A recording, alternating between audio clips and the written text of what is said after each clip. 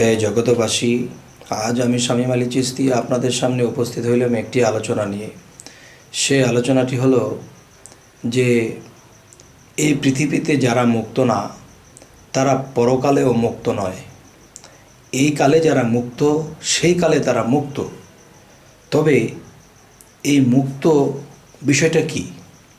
যেমন একটি বিষয় হলো যে কেউ বলে থাকে যে আমি মুর্শিদ ধরেছি, আমি সাধনা করব, সাধনার দ্বারা আমার আত্মার মুক্তি ঘটাবো। না বাবা, এটা হবে না। কেন হবে না? যে আত্মার মুক্তি ঘটাইতে হলে কি করতে হবে? এখন দেখা গেছে আমি পৃথিবীতে এসেছি, আমি কি করলাম? মুর্শিদ ধরার পরে সাধনাও করি, আবার বিভিন্ন ব্যবসা বাণিজ্য করি বা সংসারও চালাই, সব কিছু করতেছি, কিন্তু এর মধ্যে দিয়ে আমার 6টা রিপু সবসময় খাড়া আছে। কীরকম? যে আমার একটা রিপু বলতেছে যে ওই নারীটা সুন্দর, বা হয়তো নারীর সাথে খারাপ কিছু করা হয়নি কিন্তু মনোবাঞ্ছা করেছে।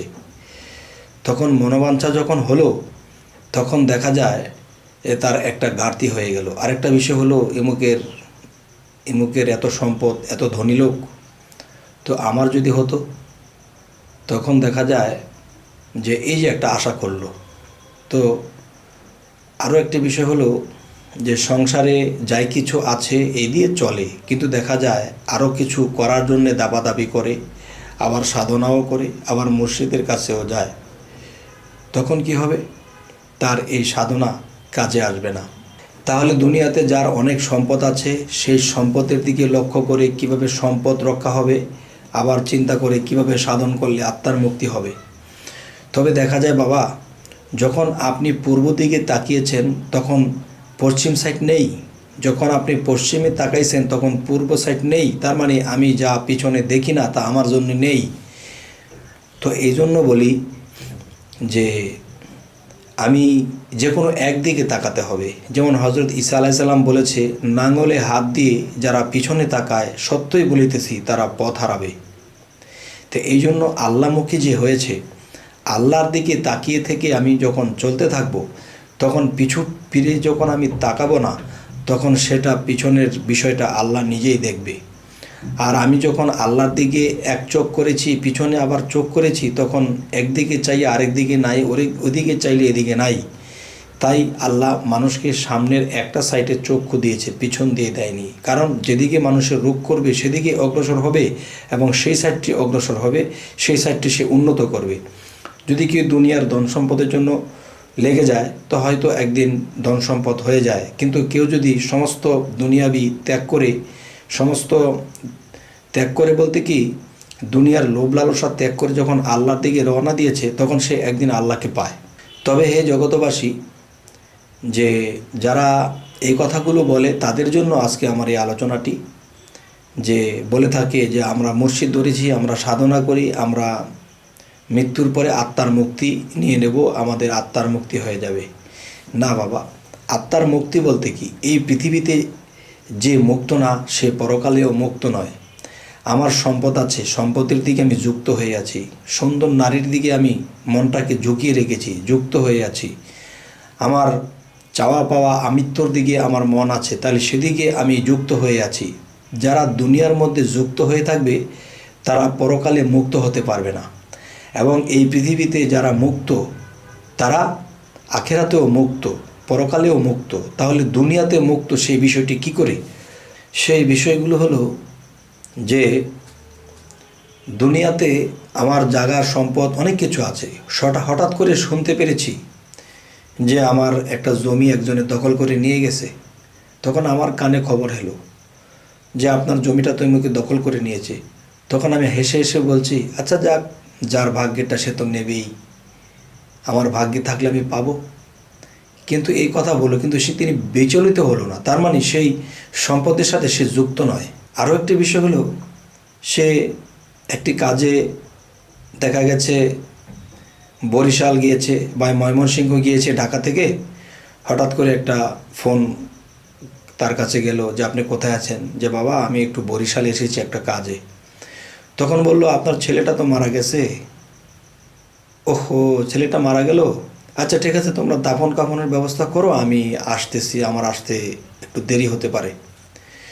তাহলে উনি যে শুনলো যে উনির ছেলেটা মারা গেছে, তখন কিন্তু সে একটু বিচলিত হলো না, এবং তিনি কান্নাকাটিও করলো না, এবং সে বলতেছে যে আমি আসতেছি।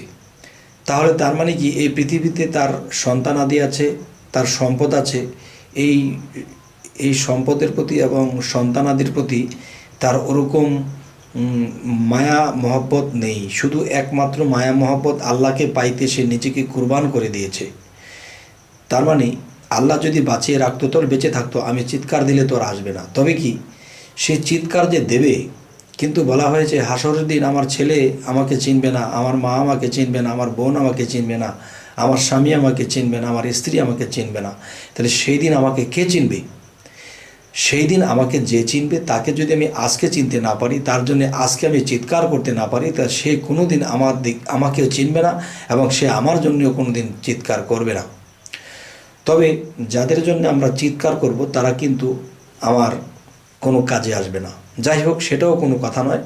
এখানে মূল বিষয়টি হলো যে প্রেম ও ভয় ভক্তি সমস্ত কিছু আল্লাহর প্রতি যারা রুজু করে দিয়েছে, যখন বলা হয়েছিল যে হে আল্লাহ, আমার যা কিছু আছে এবং না আছে সমস্ত কিছু তোমার চরণে দিয়ে দিলাম।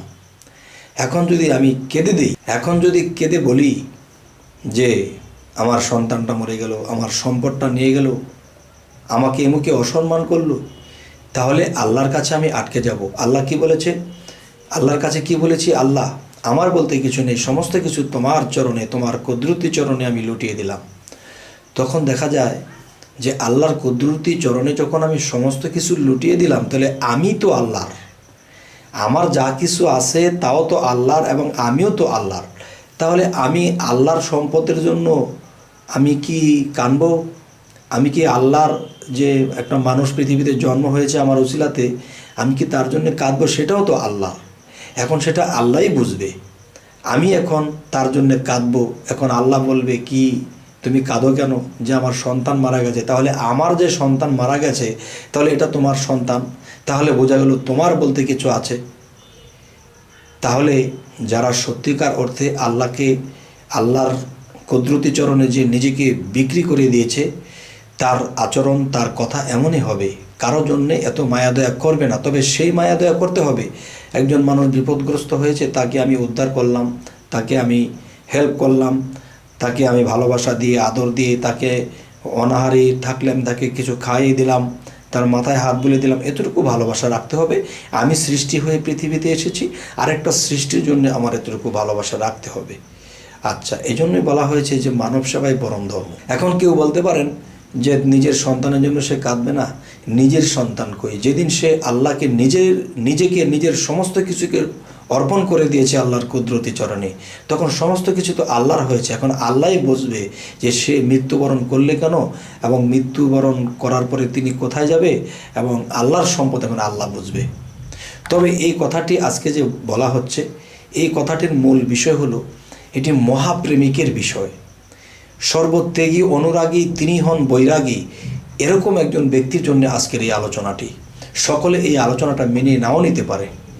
তবে হে জগতবাসী, আমি পরবর্তীতে যেন একটু ভালো ভালো আলোচনা করতে পারি, এই জন্য আপনাদের কাছে আমার একটি বিষয়ে বলার, যে আমাদের চ্যানেলের আলোচনা যদি আপনাদের ভালো লাগে, তো অবশ্যই সাবস্ক্রাইব করে রাখুন। পরবর্তীতে আমাদের ভিডিওগুলো আপনাদের কাছে পৌঁছে যাবে। তো আজ বলেই রাখবো, সকলেই ভালো থাকবেন।